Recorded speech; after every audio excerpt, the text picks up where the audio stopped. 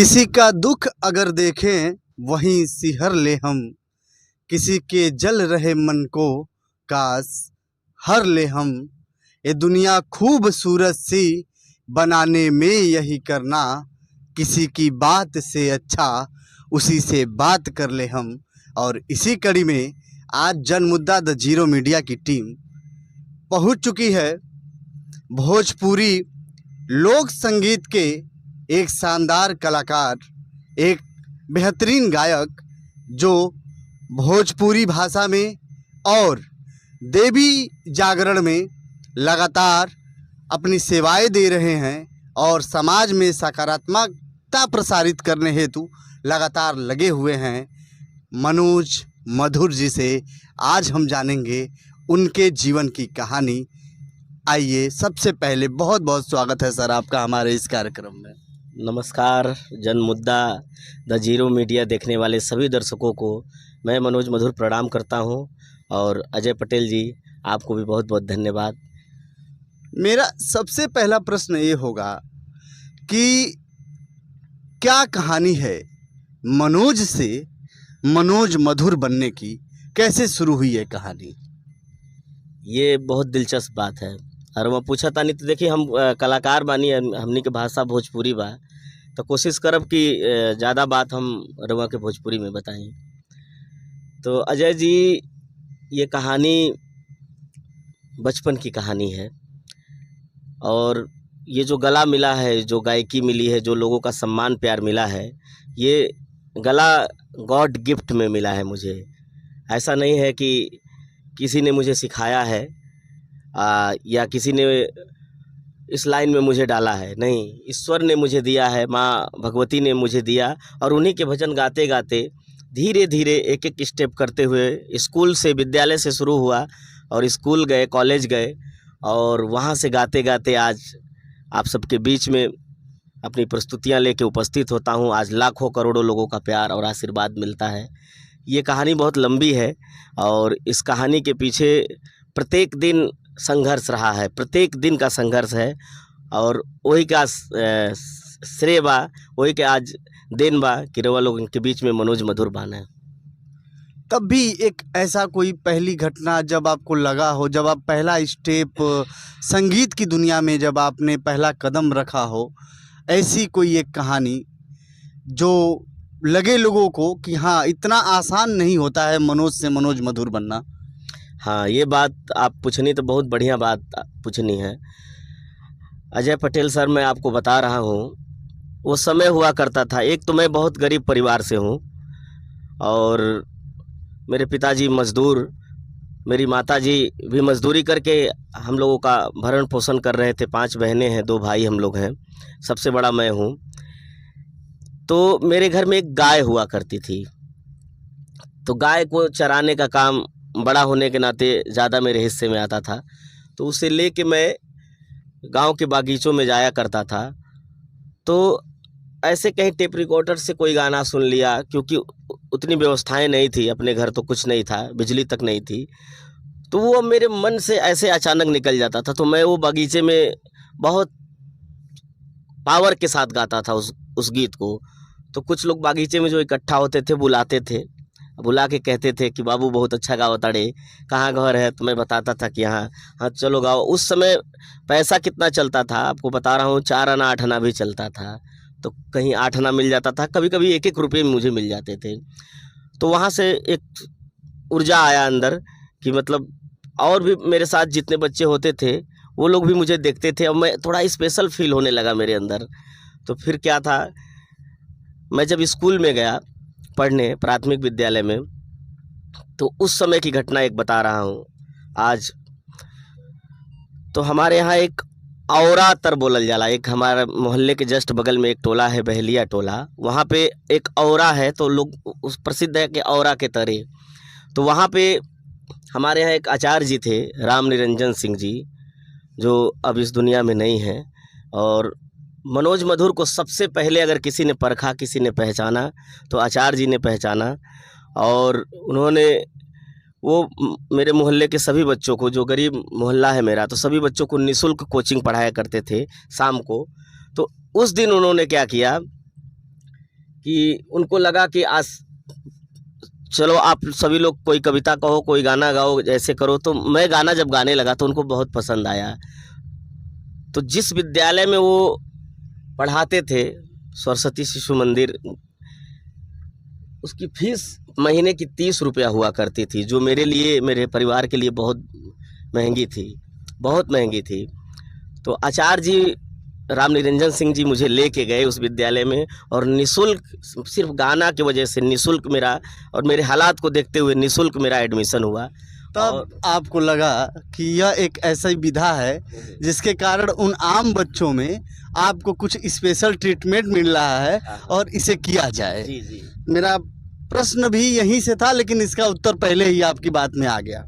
चलिए, मैं आपसे अब यह जानना चाहूँगा, इस समय जो लोकगीत की दुनिया है, भोजपुरी लोकगीत की दुनिया कहा जाए, जी, उसमें मनोज मधुर कहाँ है, उनका योगदान क्या है? समय समय के साथ हर चीज़ बदलता रहता है, ये तो सभी लोग कहते हैं, नियम ही है प्रकृति का।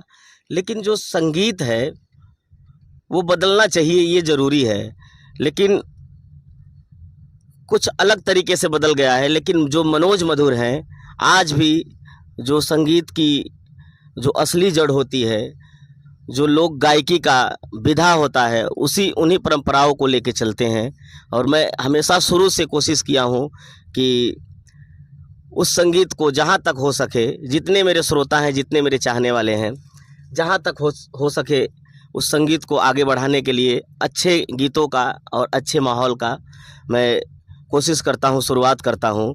और अभी तक मेरा जो संघर्ष रहा है उन्हीं विषय पे ही रहा है कि कभी भी मैं इस संगीत को, जो भोजपुरी संगीत है या हमारी भाषा भोजपुरी, संगीत का कोई भाषा नहीं होता है, लेकिन लोक परंपराओं के तहत मैं चाहता हूं कि संगीत का उत्थान हो।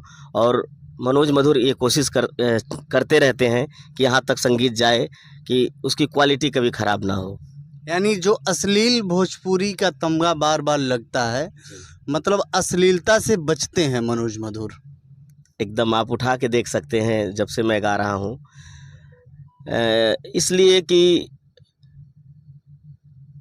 लोगों का बहुत कम उम्र में और बहुत अच्छे लोगों का प्रेम, बहुत अच्छे लोगों का प्यार मुझे मिलने लगा।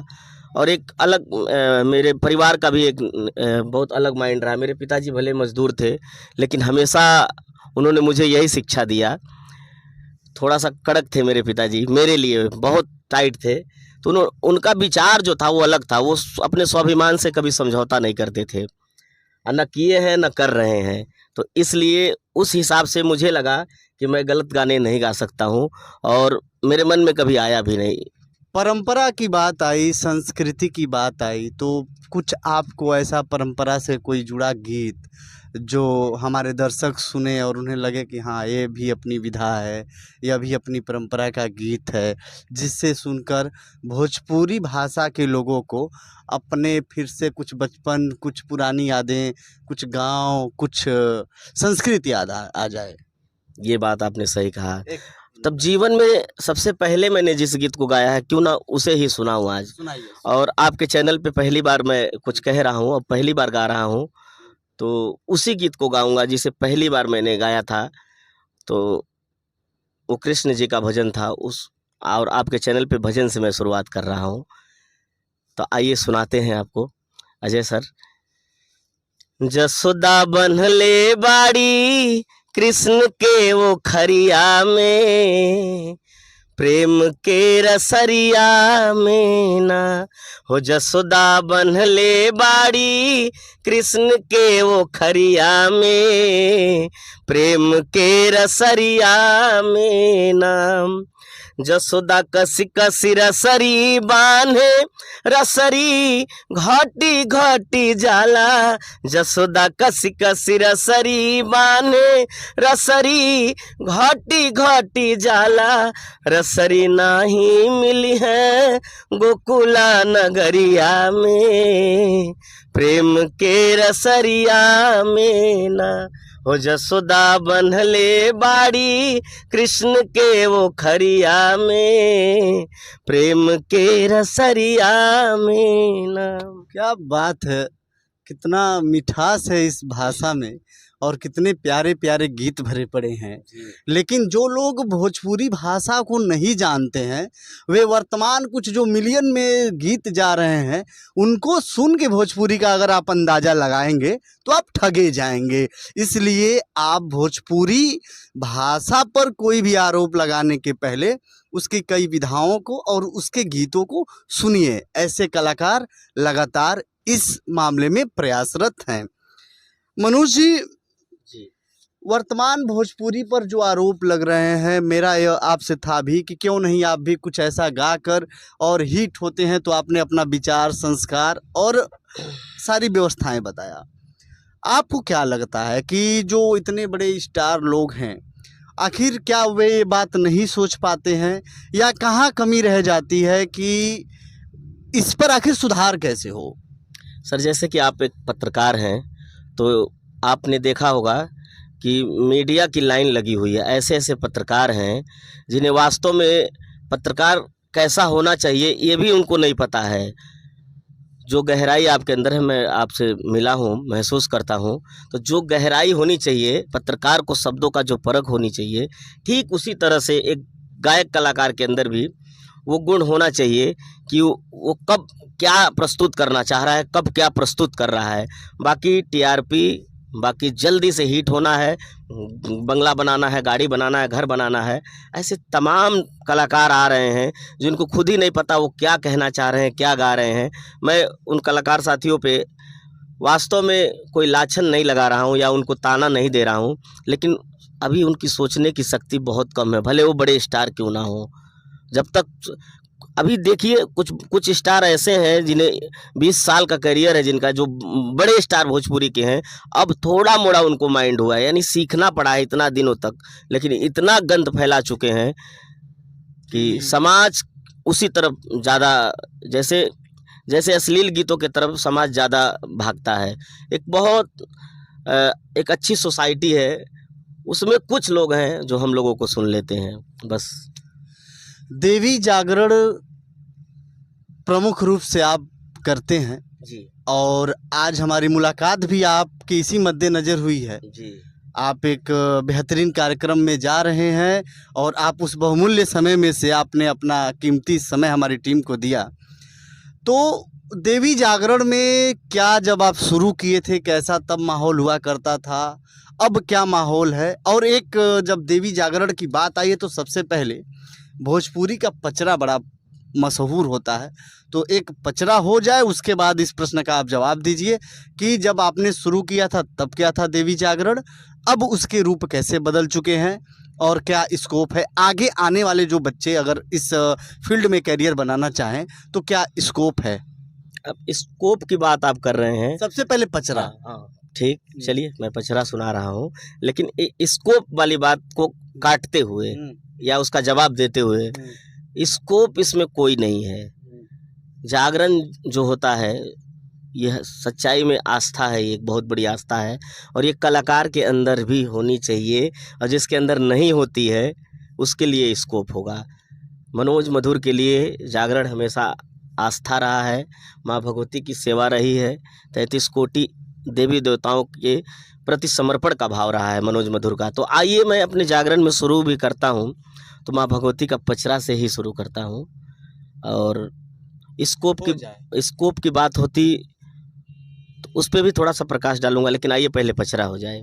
वो पचरा जिसको किसने लिखा आज तक पता नहीं है, एक ऐसी भाषा, भोजपुरी भाषा, जिसे माँ भगवती खुद पसंद करती हैं। दुनिया में लाखों भाषाएं हैं, लेकिन केवल एक ऐसी, यही एक भाषा है जिसमें पचरा बना है, तो कोई तो भक्त होगा। आइए पचरा सुनते हैं। निमिया की डाल मैया लावे लिया सनमा हो कि झूली रे झूली नाम। निमिया की डाल मैया लावेली असनवा हो कि झूली रे झूली ना हो मैया मोरी गावेली गीतिया हो कि झूली रे झूली ना हो मैया मोरी गावेली गीतिया हो कि झूली रे झूली ना। एक लाइन और इसका सुन लीजिए कि झूलते झूलत माई के लागली पियसिया हो कि चली रे दिहलीना ओहि मालिनिया के घरवा मैया चली रे दिहलीना ओहि मालिनिया के घरवा। ये बहुत लंबी कहानी है, ये पचरे की कहानी भी बहुत लंबी है, लोग तरह तरह से बताते हैं, तो अपना अपना हिसाब है। मनोज जी, जी सामाजिकता की बात, हमारा जो चैनल है जनमुद्दा द जीरो मीडिया, यह समाज में सकारात्मकता प्रसारित करने हेतु ही इसका निर्माण किया गया और संचालन किया जाता है। वैसे बहुत सारी मीडिया हैं, तो आप ये बताइए, आपका इंटरव्यू जनमुद्दा द जीरो मीडिया पे हो रहा है, इसके पीछे कोई रीज़न होगा, तो आप समाज में सकारात्मकता कैसे प्रसारित करते हैं? आप किस हिसाब से सोचते हैं कि आपका योगदान समाज में पॉजिटिव जा रहा है? काम तो बहुत से लोग करते हैं, लेकिन जिस विधा में आप काम कर रहे हैं इसका सीधा प्रभाव समाज पर पड़ता है, क्योंकि आप गीतों के माध्यम से समाज की बुराइयां, समाज की अच्छाइयां या कोई भी सामाजिक संदेश लोगों तक आसानी से प्रसारित कर सकते हैं। तो आपको क्या लगता है, आप किस हिसाब से काम करते हैं? समाज में देखिए तरह तरह की अच्छाइयाँ हैं तो साथ में बुराइयाँ भी हैं। एक कलाकार, एक कवि के पास शब्द के सिवा कोई दूसरा अस्त्र शस्त्र नहीं होता है। आप पत्रकार हैं, आपके पास भी शब्द और कलम की ताकत है, उससे आप समाज में जितनी भी बुराइयां हैं उसे दूर करने की कोशिश करते हैं। ठीक उसी तरह से हम कलाकार जितने हैं, चाहे मैं खुद पे अपना देखता हूँ, तो मैं हमेशा समाज में हो रही, जैसे दहेज के ऊपर, अगर दहेज के को लेके बेटियों को मारा जाता है, तो मेरा हमेशा से एक प्रत्येक स्टेज पे बेटियों के लिए, जहाँ महिलाओं का समूह होता है, मैं जहाँ प्रोग्राम करने जाता हूँ तो ज़्यादा करके माताएं बहनें आती हैं मेरे जागरण में या मेरे और लोक गायकी के प्रोग्राम में, तो मैं प्रकाश डालता हूँ कि कोई एक ऐसा व्यक्ति जो दहेज के लिए किसी की बेटी को मार रहा है, किसी एक भी बेटी की मेरी बातों से उस व्यक्ति के ऊपर, उस परिवार के ऊपर असर पड़ जाए और किसी की बेटी को अपना बेटी समझ ले, तो क्या है वो गीत, कैसे है? ये मैं महसूस करता हूँ कि ये मेरे लिए समाज, मेरे द्वारा किया गया समाज के लिए एक बेहतरीन कार्य है, कदम है। क्या है वो गीत, थोड़ा हमारे दर्शक भी सुन लें। इस वीडियो को बनाना भी सार्थक हो। हाँ, इसके लिए फिक्स कोई गीत मैं रखता नहीं हूँ, मैं शुरू करता हूँ और माँ भगवती की ऐसी कृपा है कि शब्द ऐसे आते जाते हैं।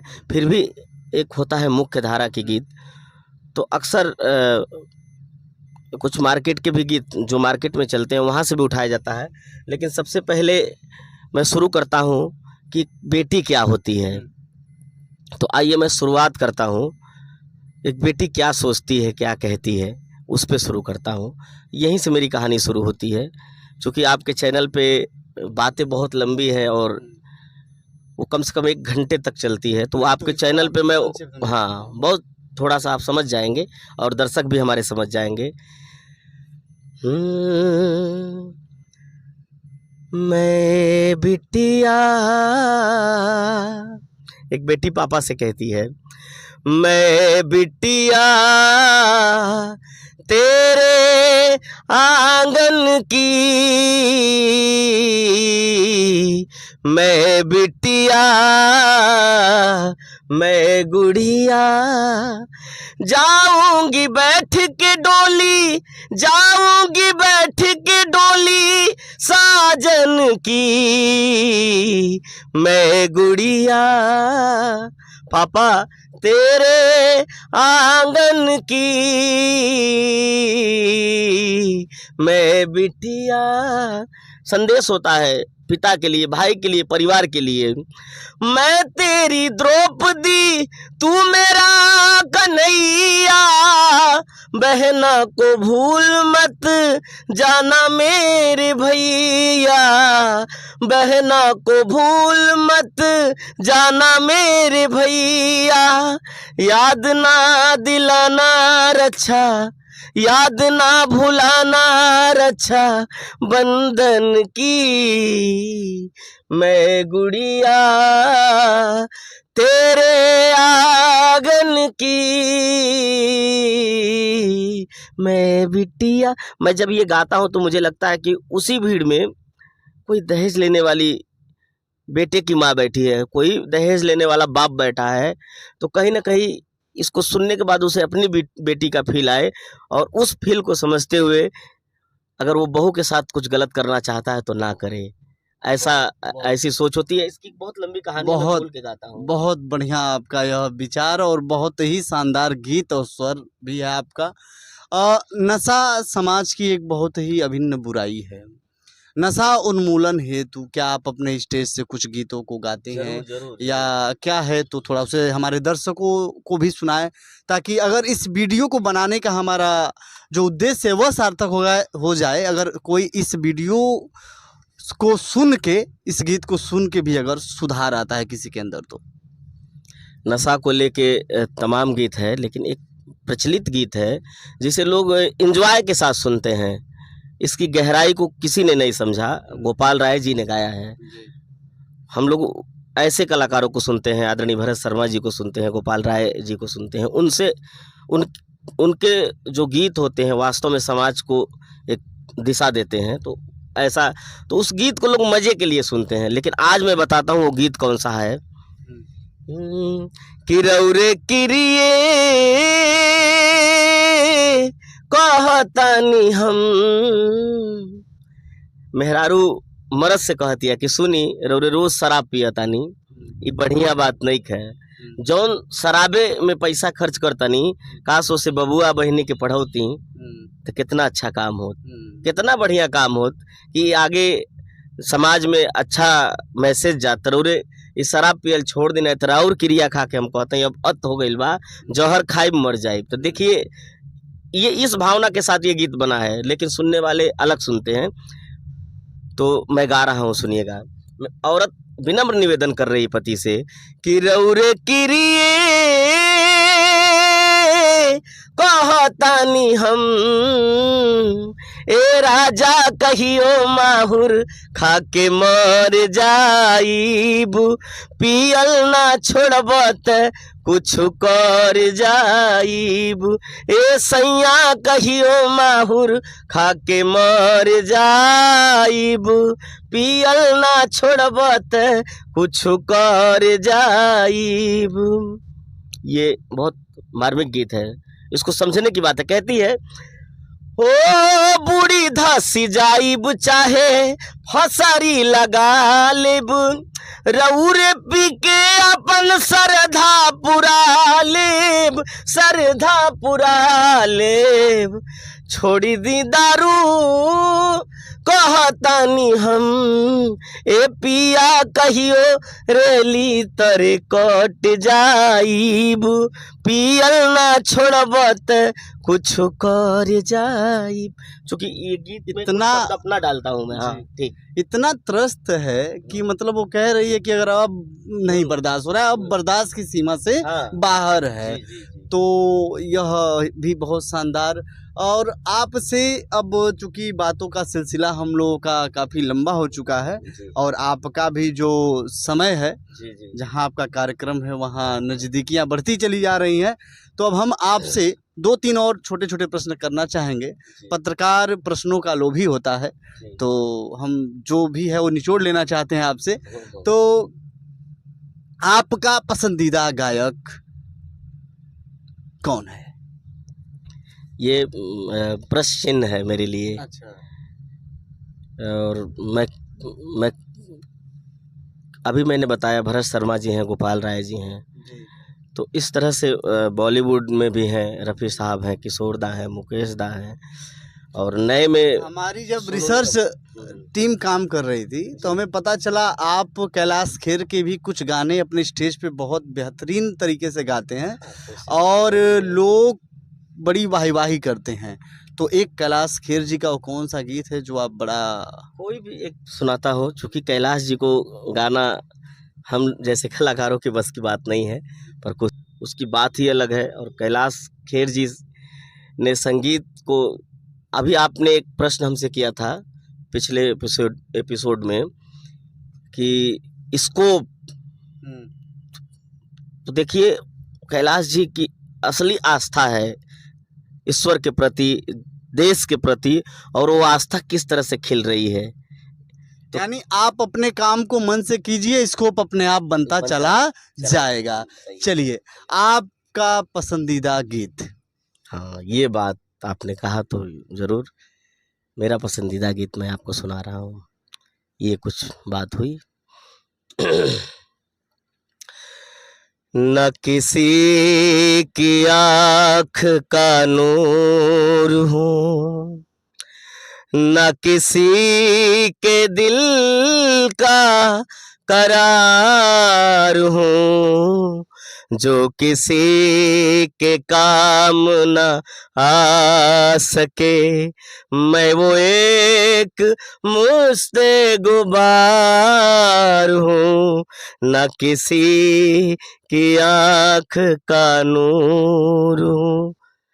मेरा रंग रूप बिगड़ गया, मेरा यार मुझसे बिछड़ गया, जो चमन खिजा से उजड़ गया, मैं उसी की फैसले बहार हूँ, न किसी की आँख का नूर हूँ, न किसी के दिल का करार हूँ, न किसी की आँख का नूर। क्या बात है, बहुत बहुत ही लाजवाब।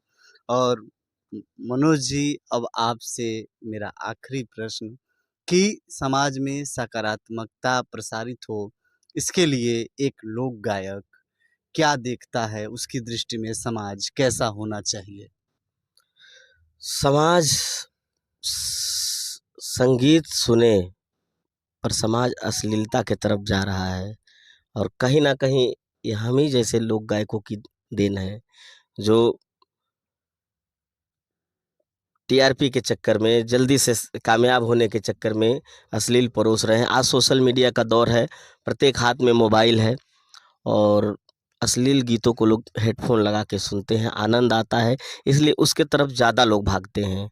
और जो अच्छे गीत हैं कहीं ना कहीं दबते जा रहे हैं, नीचे दबते जा रहे हैं। फिर भी हम सबका प्रयास रहता है, हम जैसे जितने कलाकार हैं, प्रयास रहता है कि समाज को अच्छा ही दिया जाए। बाकी ये समाज के ऊपर भी निर्भर करता है कि उन्हें क्या सुनना चाहिए। यह थे प्रसिद्ध भोजपुरी लोकगीत गायक और प्रसिद्ध भगवती देवी जागरण गायक मनोज मधुर जी। आपने इनके विचारों को सुना। ऐसे ही किसी एक और बेहतरीन शख्स से हम कराएंगे आपकी मुलाकात। देखते रहिए जन मुद्दा द जीरो मीडिया। मैं हूं अजय पटेल वाग्मी। बहुत बहुत धन्यवाद।